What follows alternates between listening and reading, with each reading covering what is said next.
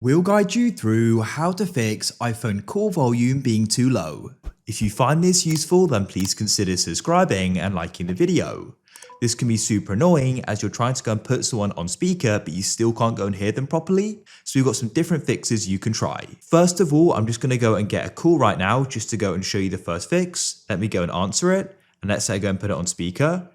So first of all, what you want to try doing is increasing the speaker volume, and you can then use the volume control, and that is then going to go and increase it. You can keep on increasing it, and of course you can manually drag it up as well, and this is separate from your normal volume control. So try doing that and see if that solves the problem. If that doesn't, what you want to do is go and check your speakers. So you've got a speaker right at the top here and also at the bottom.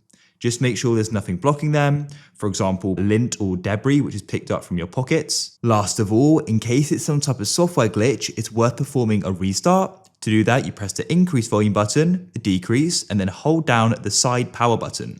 Your phone screen will shortly go black. Keep it held until you see the Apple icon. At that point, release and it will start again. Hopefully now the problem is solved.